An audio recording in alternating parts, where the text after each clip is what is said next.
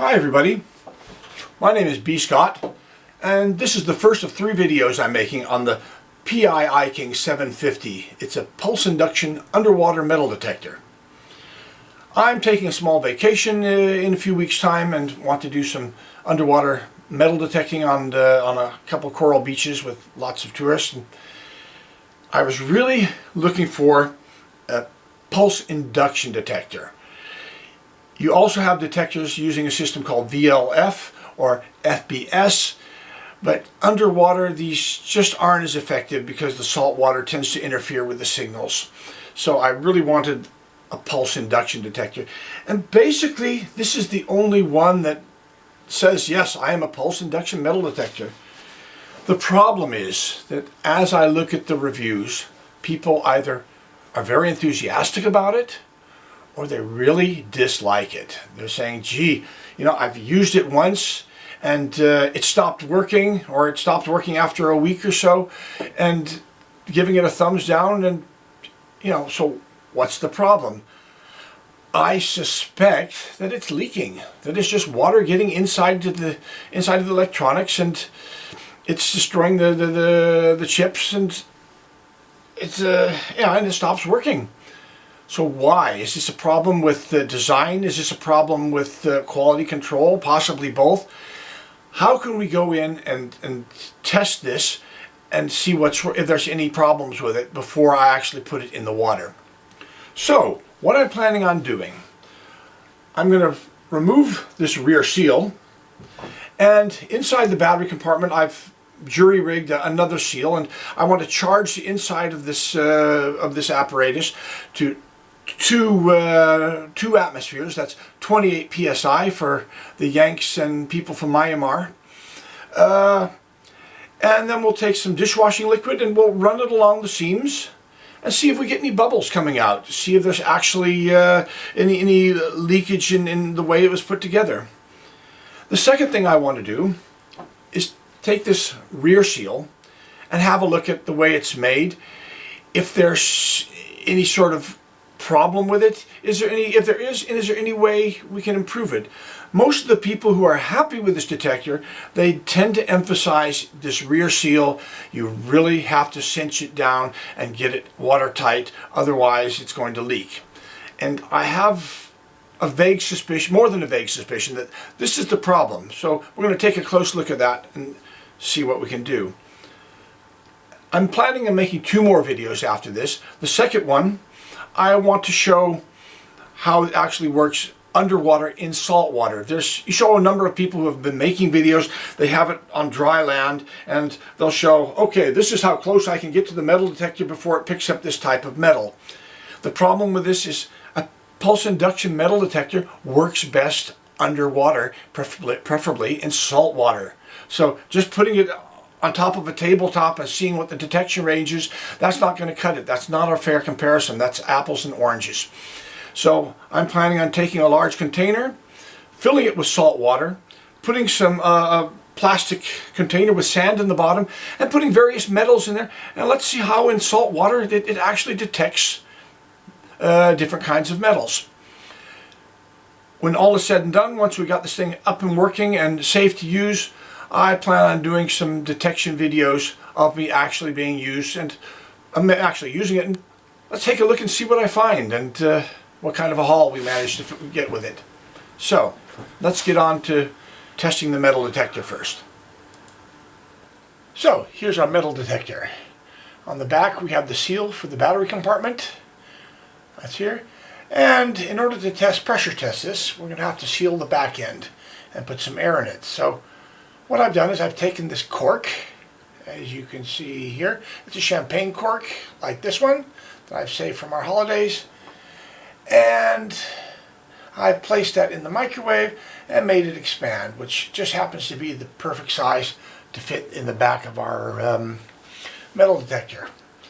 Okay, we drilled a hole in there, and I've hot glued a nipple from my air compressor onto the cork. Now that fits in there perfectly, you see. And then in order to keep this from popping out of the hole, what I do is I've drilled a little hole in the top of the retainer, and we've saved that, and we just put it over the top, and it fits right behind the flange by the right behind the flange here by the handle. Tighten that up, and we're just about ready to go. As you can see, the wire goes behind the flange, and our cork is going to be able to pop out of the housing.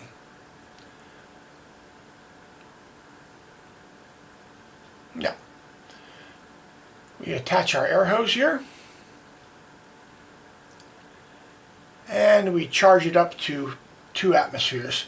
That's 28 PSI for all the Imperial people living in the United States and Miramar that still use the Imperial system. Okay, I've got some soap and a little brush over here.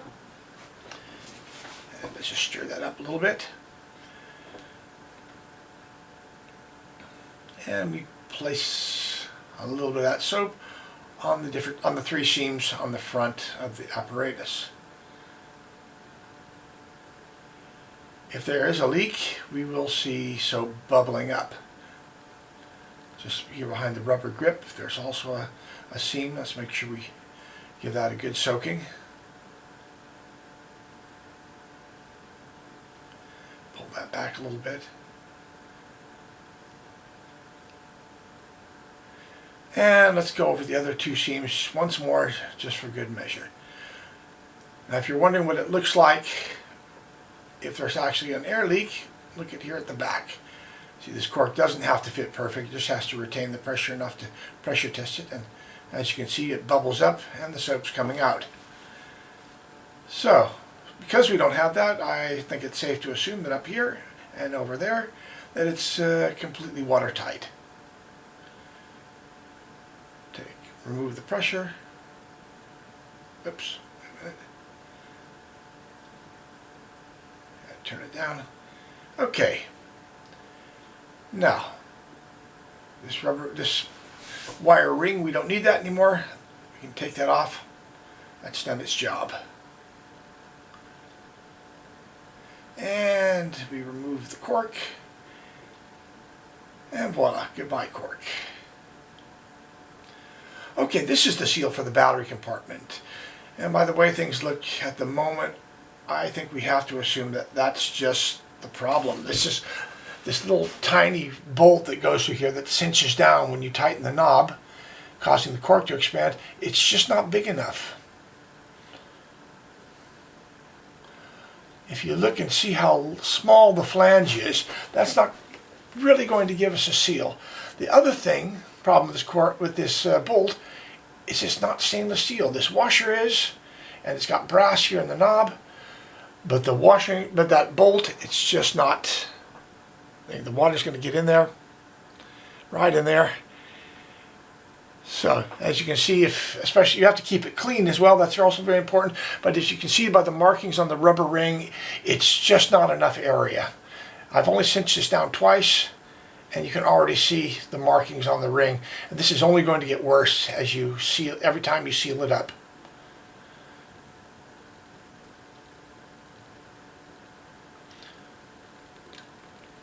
So, what I've done is I've gotten myself a bolt, a carriage bolt. And in the back of it, I'm going to take a pair of stainless steel rings. I've filed the middle out of one, as you see, and I've glued it onto the carriage bolt with epoxy. That's a good strong epoxy, and that'll increase the surface area and keep any water from ingressing. As you can see, it's got right between there. It's good and watertight seal.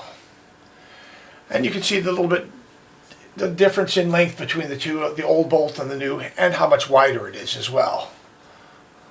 So we can insert back here, and you can already see this is already touching all the way around here, all the way on the outside. It's giving that much more of a surface area to seal off that rubber and the ring. Now, what I've also done is I've gotten a little washer. This is a washer from a faucet. And I've drilled it out a little bit, and we'll just place it over here.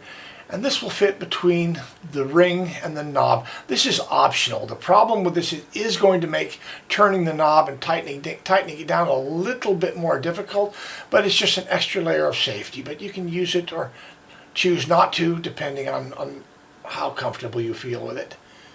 Now, fit that in there, give it a twist, and you see it's good and tight. So, there you have it. The PI-iKing 750 metal detector. I hope you enjoyed this video and found it useful. Be sure to hit the like button if you enjoyed it, or to subscribe.